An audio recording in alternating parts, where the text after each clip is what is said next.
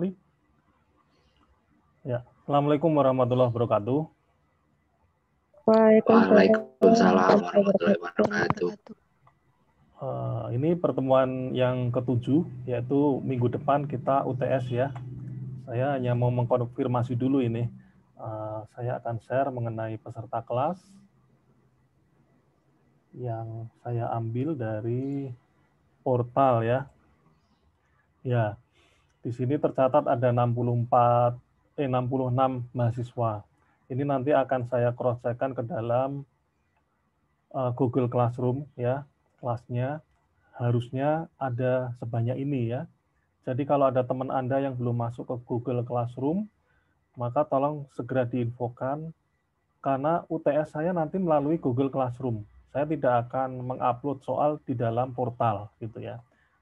Yang saya upload di dalam portal adalah tata cara UTS saja ya sebagai kelengkapan supaya saya bisa mengisi berita acara pengajaran ya. Tapi UTS-nya soalnya ada di Google Classroom gitu. Jadi nanti soalnya akan disetting sesuai dengan jadwal yang ada di dalam jadwal UTS gitu. Jadi Anda bukanya mulai jam berapa, yaitu akan mulainya jam sekian dan selesainya jam sekian sesuai dengan jadwal yang ada di dalam jadwal kuliah begitu. Itu ini apa ya, kisi-kisinya mengenai teknis pelaksanaan dalam UTS. Nah, ya apa itu kisi-kisinya? Nah, nanti saja setelah kuliah ini ya. Nah, nggak seru ini, nanti Anda nggak serius nanti ikutnya nih. Kalau saya berikan sekarang. Oke, saya stop share sekarang, masuk ke materi. Kameranya saya matikan supaya bandwidth-nya lebih optimal. Start screen, mensitasi ya, tadi sudah saya share ya. Kenapa masih muncul ini? Stop share. 7. Nah, share. Ya, kelihatan ya, teknik mensitasi. Ya, jadi apa ini teknik mensitasi? Ini sangat dekat materinya dengan yang namanya literatur review yang sebelumnya sudah kita bahas kemarin ya. Teknik mensitasi ini bagaimana cara kita mengutip sumber ya. Jadi mengutip sumber itu nggak boleh sembarangan ya, tidak boleh asal comot ya, tidak boleh asal mengcopy paste. Nanti jatuhnya terkena plagiarisme ya, plagiat. Nah, apa itu plagiat? Nah, sayangnya plagiat ini nanti materinya setelah UTS ya. Kalau sekarang nanti kita mempelajari fokus di membaca dan mensitasi dulu ya. Memang di pertemuan sebelum UTS kita fokuskan di dalam bagaimana membuat proposal, kemudian bagaimana kita mengambil kutipan ya, kemudian bagaimana cara mengutip dan sebagainya. Itu ada teknik-tekniknya. Salah satunya adalah materi yang kita pelajari ini. Jadi mensitasi atau mengutip ini nggak boleh sembarangan dan nggak boleh kita aku-aku kalau itu merupakan sumber dari yang sudah kita ambil dari sumber lain ya. Jadi Anda mengutip atau mengambil sumber lain, Anda akui sebagai sumber Anda sendiri ya, itu nggak boleh. Makanya ada yang namanya sitasi atau dalam bahasa Inggrisnya adalah citation ya. Dari kata cite ya.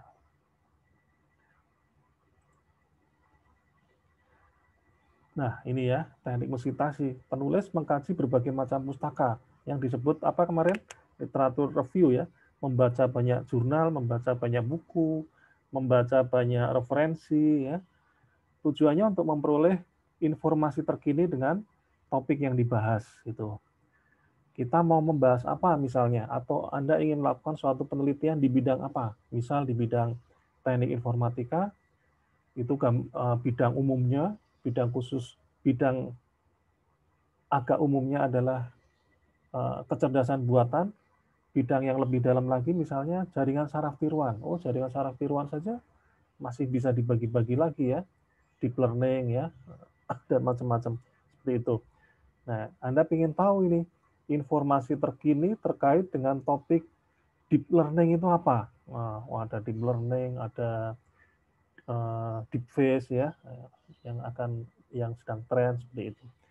Nah, itulah gunanya Anda banyak membaca dari literasi yang ada. Salah satunya adalah untuk ini ya, sampai di mana penelitian yang berkaitan dengan apa yang akan Anda teliti topiknya. Sumber informasi dapat berupa kutipan langsung, kutipan tidak langsung, rangkuman, dan kopi. Nah, kutipan langsung, bagian tertentu dari tulis seseorang diambil tanpa ada perubahan, jadi langsung di copy paste. Apakah ini boleh? Boleh ya, tapi nanti kita lihat ada tapinya.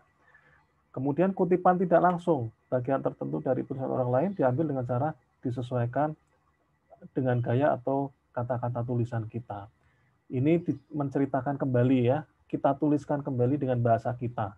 Kutipan namanya kutipan tidak langsung. Kemudian ada rangkuman, tulisan orang lain yang digambarkan secara umum dengan kata-kata sendiri. Rangkuman, kemudian mengcopy, mengambil karya orang lain dalam tulisan kita, tabel, gambar, skema, data-data. Copy ya. Gitu. Biasanya bentuknya tabel, gambar atau diagram atau data. Mirip dengan kutipan langsung. Kalau kutipan langsung adalah tulisan ya. Tujuan mengacu pustaka. Nah, tujuannya apa? Untuk menunjukkan adanya gap atau kesenjangan antara hasil penelitian terdahulu dengan bidang yang sedang diteliti. Nah, di awal tadi sudah dibilang, Anda ingin meneliti di bidang jaringan saraf tiruan dengan kecerdasan buatan dengan jaringan saraf tiruan.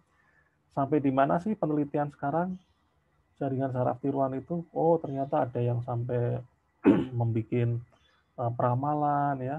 Kemudian ada yang menggunakan prediksi, menggunakan jaringan saraf tiruan, pengolahan kontrol ya, sistem kontrol dengan jaringan saraf tiruan dan sebagainya. Nah, itu tujuan dari membaca untuk ini ya, mencari gap-nya. Kemudian nanti pada akhirnya akan ditemukan state of the art atau state of the art itu seperti halnya kebaruan ya, kebaruan apa sih yang akan Anda teliti gitu ya. Setelah Anda membaca, oh ternyata yang itu punya ini, tapi kelemahannya di sini misalnya. Anda membaca jurnal satunya lagi bercerita tentang suatu topik ini, kemudian bisa dikembangkan ke arah seperti ini, misal seperti itu. Nah, gap-gap seperti itulah yang bisa Anda jadikan sebagai penelitian. Kemudian tujuannya adalah mengakui adanya penelitian terdahulu yang serupa yang bisa digunakan sebagai bahan pembanding, mendukung ide dan argumentasi, kemudian menghindari plagiasi yang tidak disengaja. Nah, bisa saja Anda melakukan suatu penelitian yang sepertinya belum pernah dilakukan oleh orang lain ya. Anda merasa itu belum pernah dilakukan oleh orang lain. Loh kok bisa? Nah iya, karena Anda belum membaca ya. Kayaknya sih penelitian saya hebat nih. Ternyata di Belanda sana sudah pernah dilakukan penelitian. Ternyata di negara Eropa sudah pernah dilakukan penelitian dengan topik yang sama dengan Anda. Misal seperti itu ya. Nah, itulah gunanya banyak membaca ya. Supaya ini menghindari plagiasi yang tidak disengaja.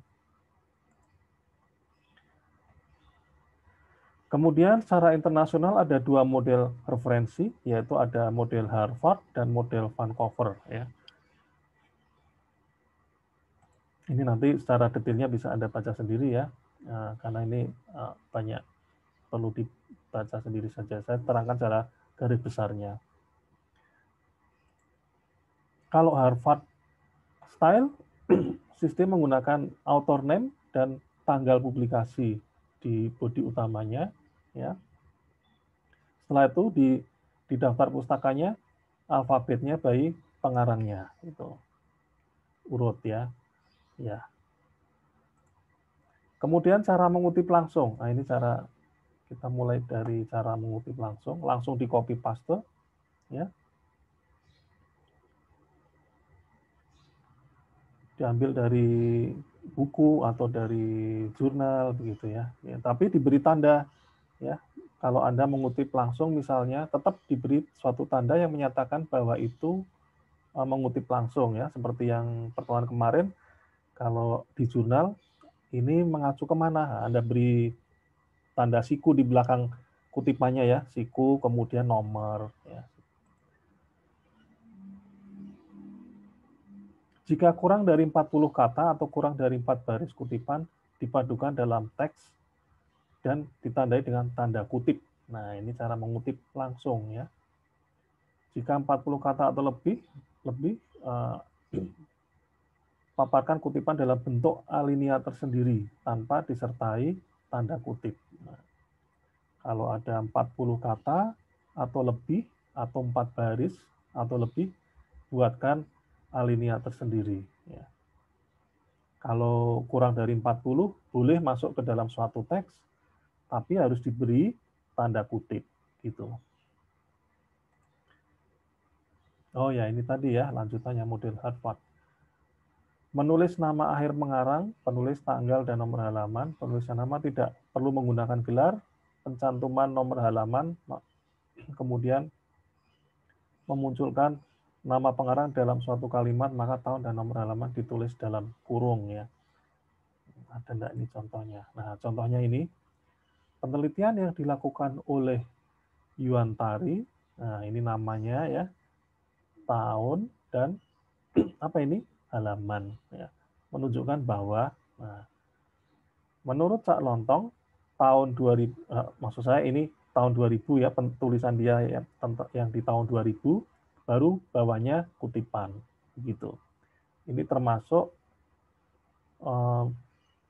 kutipan langsung maupun tak langsung ya. Ini karena titik-titiknya kita nggak tahu ya, tapi bisa saja kutipan langsung.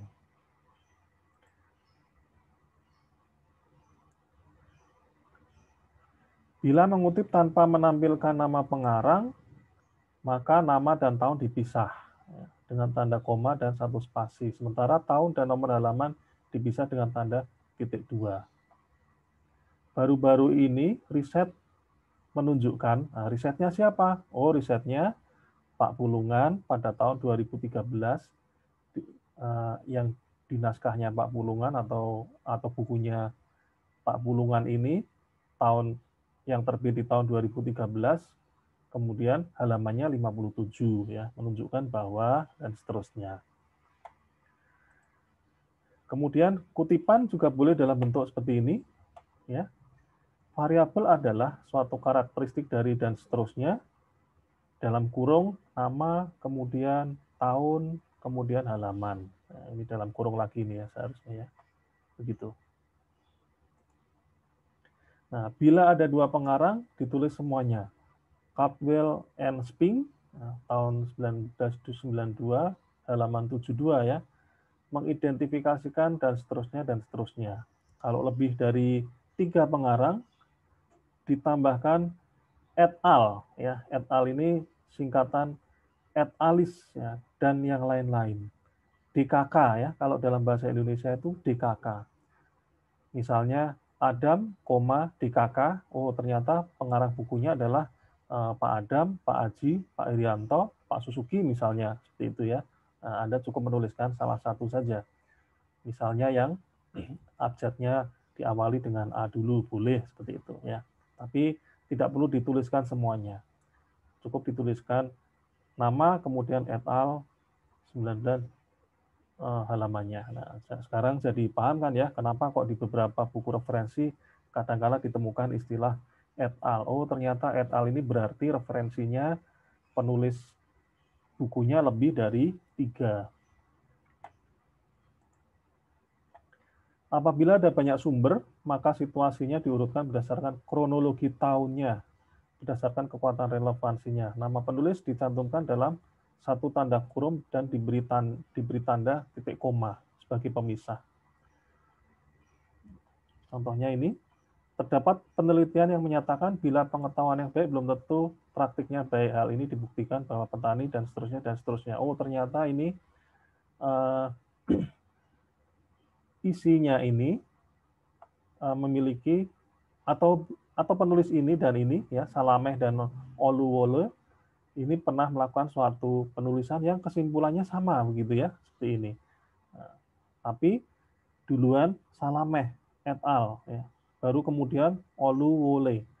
Maka urutnya berdasarkan tahun dan tahun. Ya, ini 2003, titik koma. Ya. Tetap namanya ada pengarangnya, kemudian tahun, titik koma, nama, tahun. Seperti itu. Apabila nama, kemudian berikutnya, apabila nama pengarang tidak disebutkan, maka diganti dengan nama lembaga. Ini kalau misalnya yang mengeluarkan naskah atau laporan atau referensi itu suatu lembaga. Misalnya, seperti ini penulisannya ya, nama lembaganya tahun. Nah ini kalau Anda ingat kemarin yang saya berikan contoh waktu penelitian saya membuat augmented reality untuk kesehatan gigi ya, saya banyak menggunakan referensi diantaranya dari WHO juga dan dari Riskesda ya, riset kesehatan dasar ya. Pada tahun 2000 tercatat keracunan bahan kimia sekitar 300.000 dan seterusnya, titik dalam kurung WHO, 2004.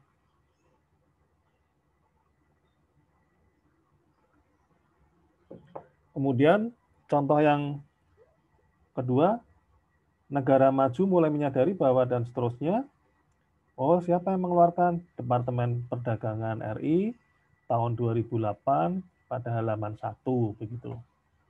Nah, ini kalau ditambahkan halaman tentu lebih mudah ya, lebih mudah mencarinya nantinya.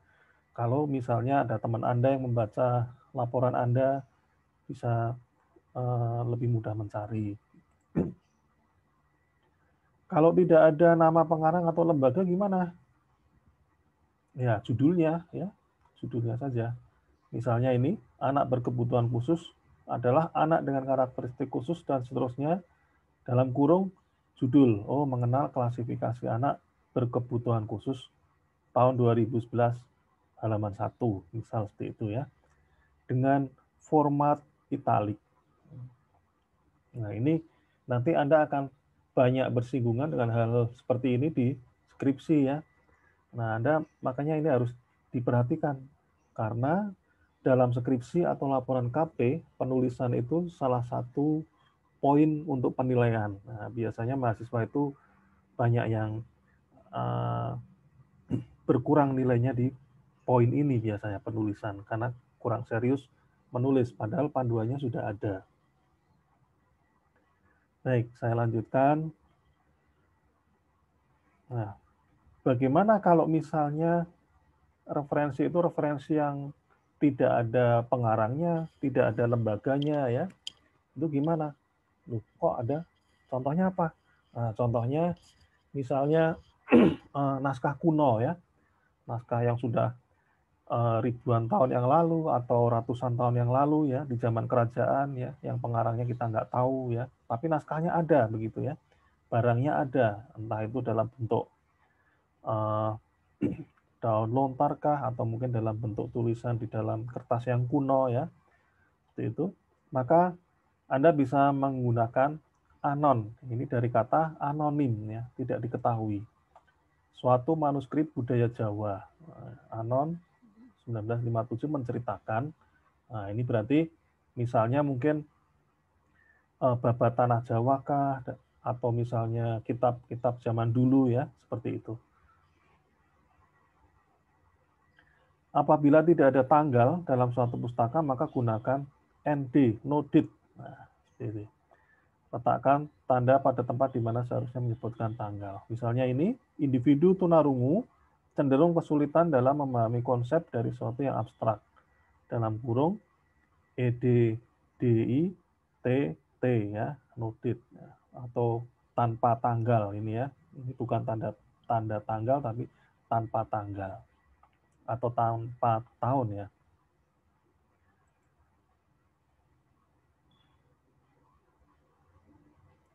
Apabila akan mereferensi informasi yang telah dikutip oleh orang lain, maka cantumkan kedua sumber informasi tersebut dengan menggunakan kata dikutip dari atau dalam, ya. Mereferensi informasi yang telah dikutip oleh orang lain. Jadi Anda mau mengambil kutipan yang telah dikutip, begitu ya. Kutipan yang telah dikutip. Contohnya ini, demokrasi modern secara teoritis, yaitu dalam arti formal, dan demokrasi dalam arti material. Bonger dikutip dari Badruli tahun 2005. Nah, ini berarti Anda ingin mengambil kutipan yang sudah dikutip. Kemudian kutipan langsung. Nah, kalau tadi mengenai cara penulisan, sekarang bagaimana cara mengutipnya ya? Gitu ya. Tadi ada berapa tadi? Ada 4 ya. Kutipan langsung, kutipan tidak langsung, rangkuman, dan apa tadi? Mengcopy tabel data dan bilangannya ya. Nah, sekarang kutipan langsung. Kutipan sesuai dengan aslinya tanpa melakukan perubahan dalam tulisan kita. Contohnya penulisannya, oh ini masih menurut Mungin, dari referensi Mungin, Wibowo, dan kawan-kawan ya. Kutipan didasari prinsip hanya digunakan apabila perkataan atau ungkapan asli pengarang demikian padat, berbobot, dan meyakinkan. Ya, supaya apa? Ini menambah daya pada karya ilmiah. Misalnya profesor yang punya referensi tersebut ya, atau misalnya penemuan mengenai teori tertentu misalnya ya dari ilmuwan seperti itu. Kemudian kutipan langsung dapat digunakan untuk mendokumentasikan argumentasi yang tidak cukup disampaikan dalam bentuk catatan kaki. Dapat digunakan apabila peneliti tidak memberikan komentar atau membela, menolak, menganalisis gagasan yang disampaikan oleh pengarang. Nah,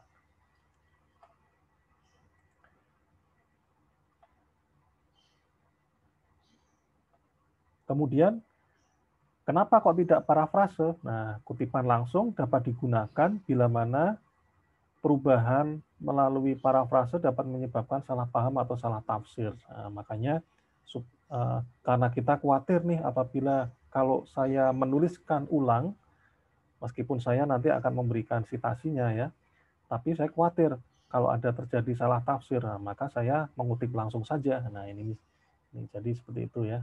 Lebih baik saya mengutip langsung. Nah, itu pertimbangannya ya. Kemudian kutipan langsung juga dilakukan untuk mengutip rumus. Nah, rumus ini kan nggak mungkin diparafras ya. Rumus ya seperti itu ya, tidak boleh diubah begitu. Kemudian mengutip langsung dari bahan non komersial tanpa hak cipta dapat dilakukan tanpa izin pengarang. Nah ini contohnya, mikrosistem merupakan lingkungan di mana individu tinggal, yakni dan seterusnya. Waruwu 2010 halaman 87. Oh ini berarti dari bukunya Waruwu, isinya mengutip langsung ini ya. Dalam buku itu ada tulisan seperti ini ya. Mikrosistem merupakan dan seterusnya. Kemudian bila panjang kutipan langsungnya, nah diberi seperti ini ya. Dalam masyarakat dan seterusnya ada titik-titiknya ini. Kemudian kutipan tidak langsung. Apa itu kutipan tidak langsung? Kutipan tidak langsung itu suatu kutipan yang Anda tulis kembali dengan kata-kata atau gaya bahasa Anda sendiri. Misalnya dalam buku Anda mengutip tentang buku database misalnya ya, nah, bukunya misalnya pengarang Pak Abdul Qadir, nah, di situ ada mengatakan basis data adalah sekumpulan data dan sebagainya. Kemudian Anda ulang lagi dengan bahasa Anda sendiri, gitu ya. Kemudian ini, Claude Lévi-Strauss menegaskan bahwa kebudayaan harus dipandang sebagai keseluruhan sistem simbol yang mengatur dan seterusnya. Nah, berarti ini mengacu kepada kutipannya ini ya, bukunya ini ya. grammar, dan sebagainya. Kemudian membahasakannya seperti ini. Nah, tadi sudah kutipan. Kalau mengcopy tabel mudah lah ya, tinggal di copy saja sehingga tidak perlu dibahas. Kemudian cara menulis daftar pustaka. Nah, ini sudah pernah sempat kita singgung di pertemuan yang literatur review kemarin. Anda bisa melihat daftar list lengkapnya, termasuk bagaimana cara mengutip dan menuliskan daftar pustakanya ada di panduan penulisan skripsi di jurusan ya. Itu ada dari bagaimana Anda mengutipnya, bentuknya seperti apa, kemudian cara menuliskan di daftar pustakanya seperti apa. Gitu. Nah, baik, kita jelaskan lagi di sini, tidak apa-apa.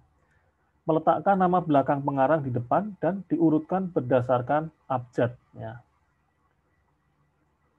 Meletakkan nama belakangnya misalnya Adam Arif, berarti Arif ya, Arif, tahun, judul ya, penerbit dan sebagainya.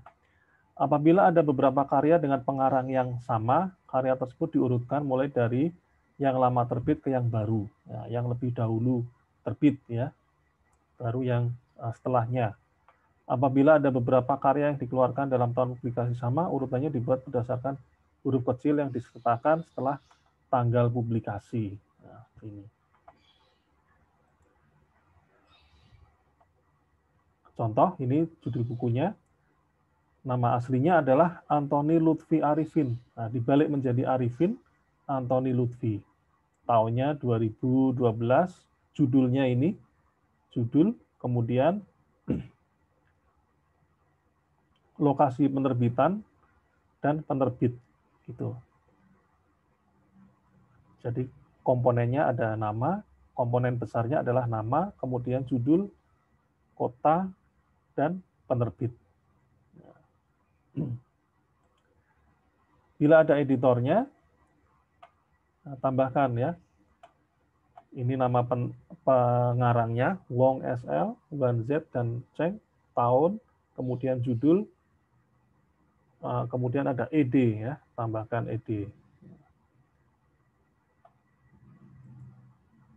Nah, bagaimana kalau terjemahan? Nah, terjemahan seperti ini ya. Nama pengarangnya, judulnya, penerbit, terjemahan, ini penerjemahnya ya. Sinto P. Adler dan Shirley Saragi. Kota, kemudian penerbitnya.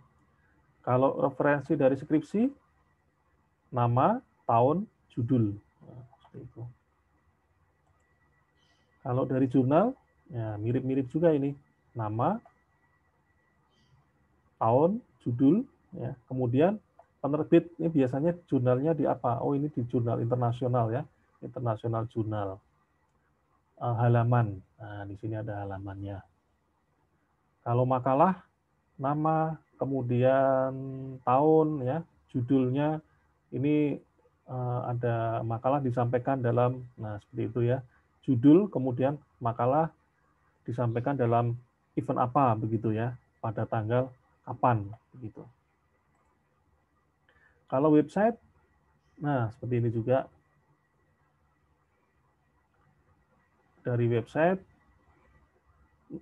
nama, tahun, judulnya, kemudian dari alamat webnya, kemudian ada diaksesnya ya, diakses kapan. Kalau perlu ini koma jam ya, koma tambahkan jam itu supaya lebih akurat. Kenapa kok ada waktu aksesnya? Karena bisa jadi Anda waktu itu sedang membuat laporan bisa diakses, sekarang sudah tidak bisa diakses. Sehingga bisa memberikan alasan, loh kenapa kok sekarang sudah tidak bisa diakses? Oh, nah iya, karena saya mengaksesnya pada tahun 2013 waktu itu masih bisa begitu ya, gitu. Kemudian model Vancouver, kutipan langsung seperti ini. Kutipan tidak langsung, ini sama nggak karakternya? Oh, bukan, beda ya. Ya. Kutipan tidak langsung, ini menceritakan kembali ya, pembentukan karakter dapat dijelaskan dan seterusnya. Jadi kutipan tidak langsung itu biasa disebut parafrase. Kemudian catatan kaki, daftar keterangan khusus yang diletakkan di kaki halaman tulisan. Digunakan memberi petunjuk, referensi, memberi penjelasan atau gabungan dari keduanya. Ya, saya kira itu ya. Oh ya, ada istilah catatan kaki nih, biasanya di buku-buku yang ditulis secara ilmiah ada ibid, ada opsit, ada lofsit, ibid, ibidem di tempat yang sama dan belum diselingi kutipan lain. Kalau opsit, opere citato, artinya dalam karya yang telah disebut diselingi dengan sumber lain. Gitu. Ya, kira itu.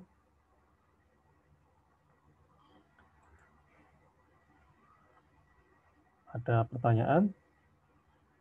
Kalau tidak ada, saya akan lanjutkan ke contoh yang tugas kemarin ya. Kemarin itu Anda diminta untuk membuat menandai ya, menandai mana yang bagian-bagian apa begitu ya. Baik, saya share dulu yang bagian Pak. jurnalnya.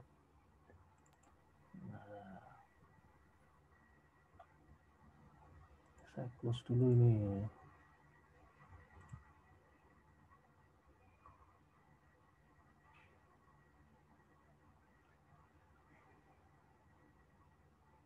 Saya share dulu.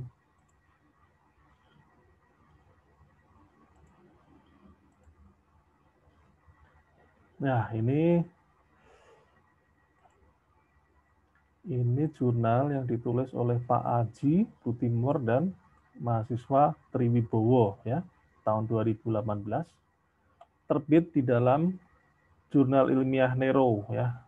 Nero itu diterbitkan oleh Universitas Trunojoyo ya. Reputasi jurnal ini sudah terindeks oleh Sinta ya, Sinta 5. Ya, judulnya ini ya. Sama ya, pokoknya ya jurnal itu ya struktur besarnya seperti ini. Ada identitas, ada judul, ada pengarang, dan alamat pengarang. Setelah itu abstrak. Nah, sekarang kita mau membaca abstrak ini. Kira-kira bidang ilmunya apa ini? Kalau dari sini. Ada yang bisa ini jawab? Coba ya, saya tunjuk saja ya.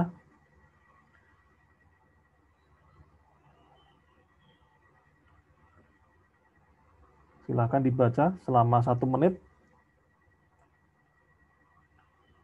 Ini topik atau topik penelitian ini bidang apa ini? Tak tunjuk ini siapa ini ya. Banyak banget ini 45. Mega Anandia ada enggak?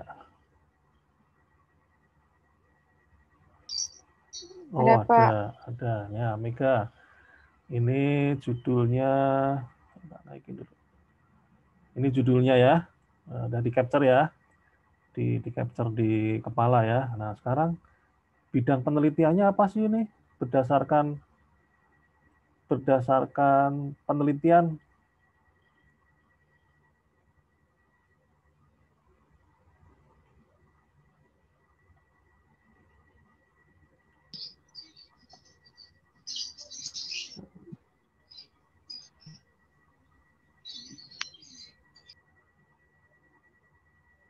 bidang penelitiannya, nah, bisa lihat di kata kunci ya. Oh, mobile ya, aplikasi mobile, terutama menggunakan Android ya. Kemudian untuk ini anak usia dini, PAUD, kognitif, psikomotorik, bukan PAUD. Kalau PAUD itu studi kasusnya ya, terlalu umum, dia dijadikan sebagai bidang penelitian PAUD. Kalau PAUD ya, perkembangan fisik motorik. Gitu ya. Kemudian siapa lagi nih? Masalahnya di mana ini? Kita bisa melihat permasalahannya di mana ini? Siapa yang mau menjawab?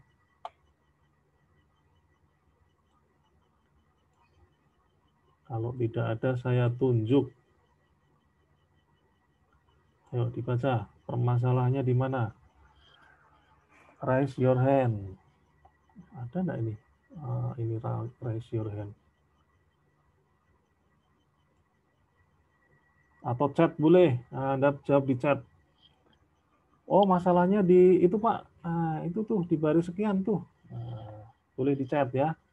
Oh, lupa saya kalau ada fitur chat.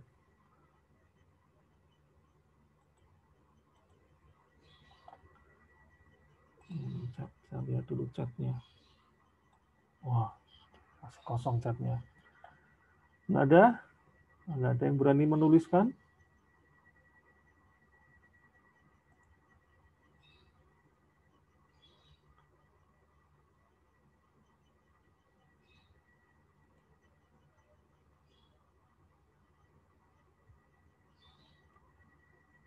Nah, latar belakangnya atau yang mana? Ini latar belakang ya. Oh, ini dia. Oh, bisa ya. Pendidikan, nah kita baca saja ya. Pendidikan anak usia dini merupakan upaya pendidikan yang ditujukan kepada anak sejak lahir sampai usia, dilakukan pemberian stimulus pendidikan agar membantu perkembangan. Nah, ini latar belakang. Ini bisa ganti warna nggak ya? Oh, nggak bisa ya. Perkembangan fisik dan motorik akan dapat dipenuhi secara baik ketika terbiasa dengan aktivitas bermain bergerak bebas. Ini latar belakang ya. Sistem pembelajaran pengenalan hewan dan angka terdapat keterbatasan dalam penyampaian. Ya, ini masalah ya. Oh, terbatas ya. Kalau pembelajaran dengan pengenalan yang ada di PAUD itu masih terbatas. Misal menggunakan buku dan poster kecil, ini masih terbatas ya.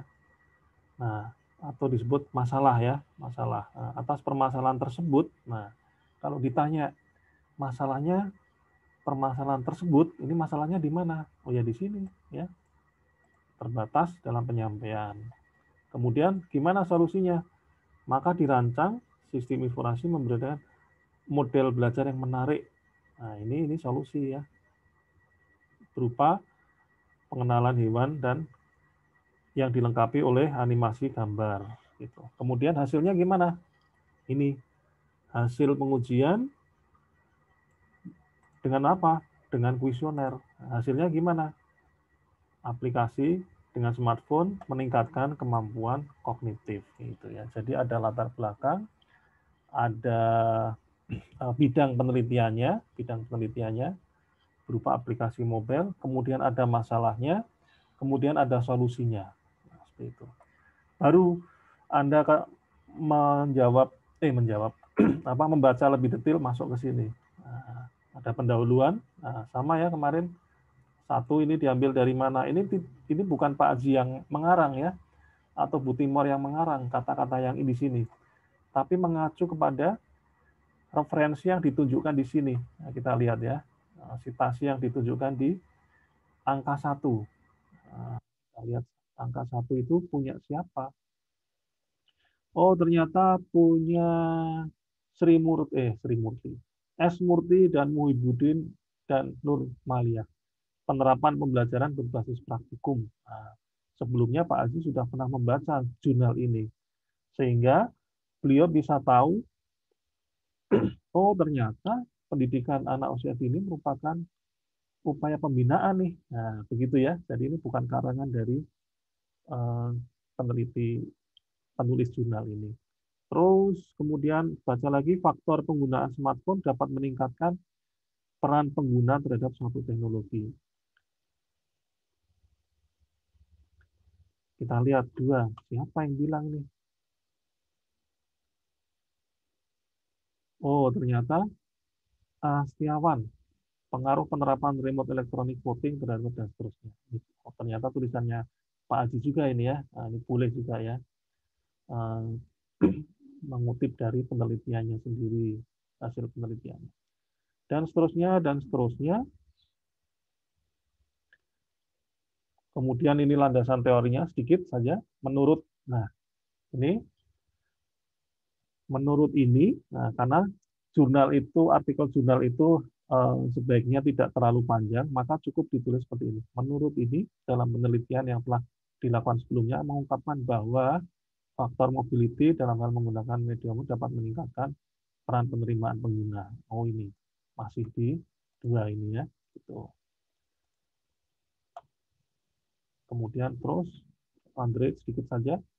Metode penelitiannya yang digunakan adalah waterfall. Kemudian analisis sistem yang diusulkan, ini usulan ya.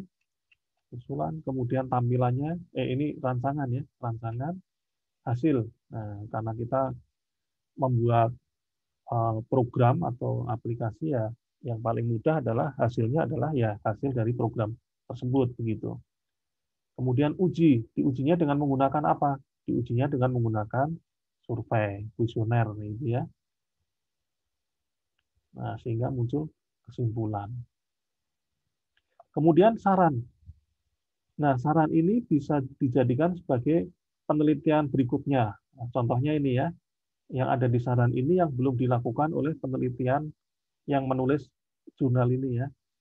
Konsep pembelajaran bisa lebih variatif dengan VR. Oh, berarti ini bisa memberikan Anda suatu ide.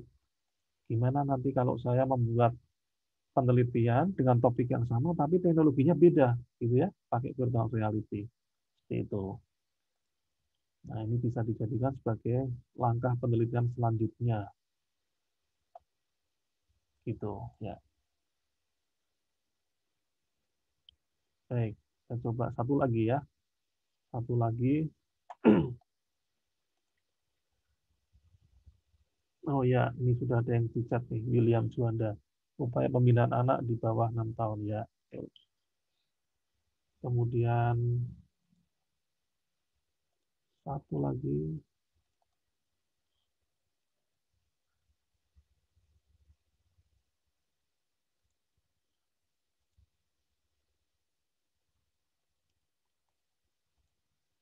Ya, saya share yang ini.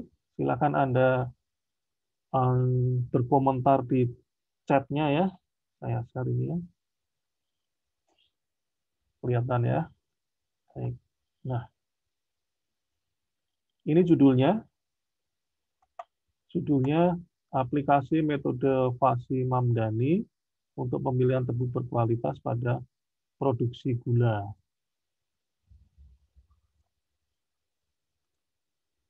Nah, kemudian silakan dibaca 1 menit.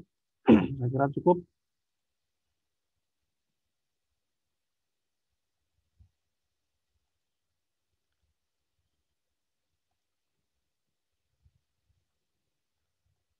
Tentukan masalahnya, kemudian solusinya bagaimana, dengan metode apa, gitu ya.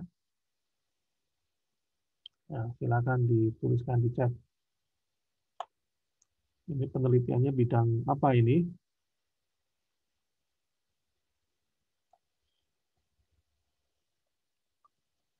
Mana yang menjadi latar belakang? Ya, nah ini sudah saya beri clue ya. Belakangnya.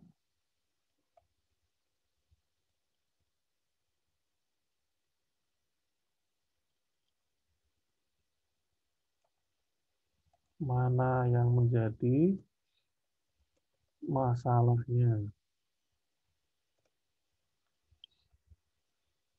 Maksudnya adalah bagian mana ya, bagian sebelah mana yang menjadi masalah dari penelitian ini.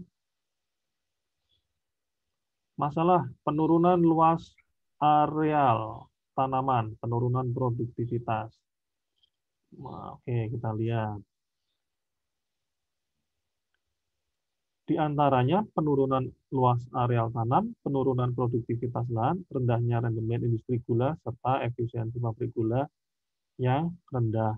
Inefisiensi ya, ya betul ya, rendahnya produksi disebabkan oleh ini penurunan luas area tanam, produktivitas lahan, kemudian rendemen rendahnya industri gula dan efisiensi pabrik yang belum optimal ya. Ya, siapa ini? Andi Alvin ya, betul ya. Kemudian metodenya apa ya? Metode yang dipakai.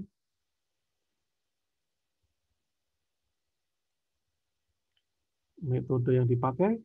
Nah, ini sudah di depan mata kalau metode yang dipakai ini.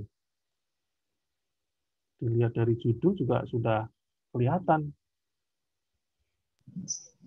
Menggunakan metode fasi, ya betul, dari Bintang Indra Jit ya. Bintang Indra, kemudian Meta. Rivaldo, ini menulis mengenai kebutuhan masyarakat, gula meningkat. Iya, itu latar belakang. Betul ya. Metodenya fasi, fasinya Fasi Mamdani ya. Kemudian hasil. Nah, mana yang menunjukkan hasil dari abstrak ini? Di halaman di baris keberapa ini kira-kira?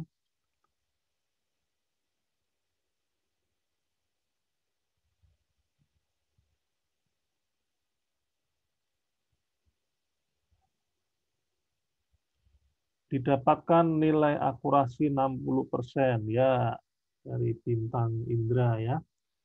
Hasilnya akurasi sistem sebesar 60%.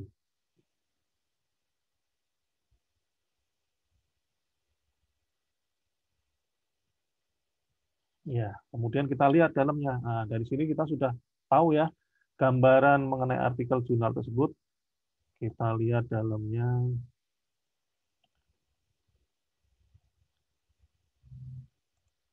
Oh, dasar teori. Apa itu tebu misalnya ya, gambarnya kalau perlu. Kemudian kalau perlu diberi data-data mengenai tebu, produksi tebu di Indonesia dan seterusnya dan seterusnya. Kemudian ada uh, um, teori sedikit mengenai kecerdasan buatan, mengenai fasi, kemudian mengenai desainnya mana ini rancangannya. Metodenya kalau di fasi itu kan harus ditentukan himpunan fasinya ya.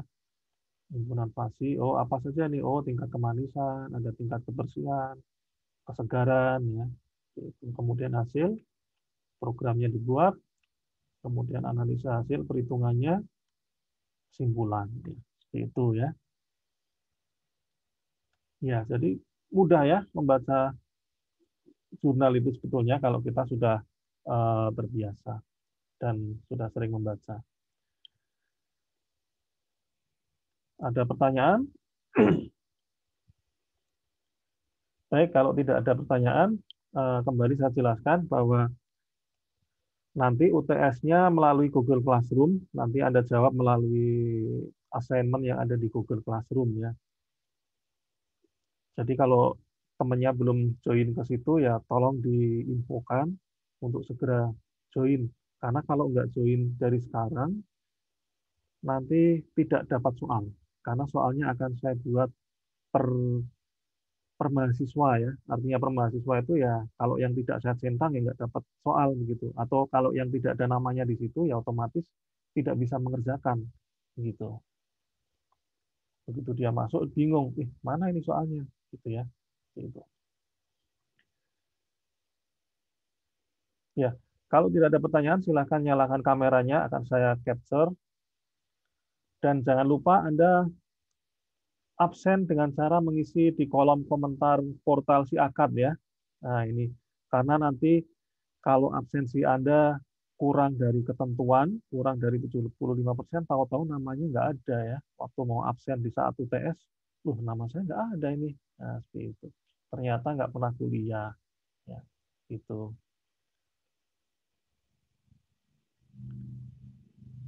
Ya, ada 3 page. Ini karena banyak jadi ada 3 page.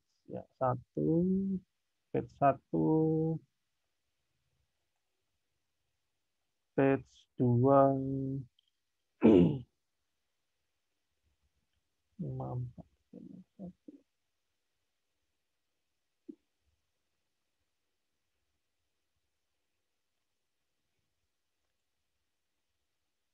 ya, terima kasih atas perhatiannya. Assalamualaikum warahmatullahi wabarakatuh.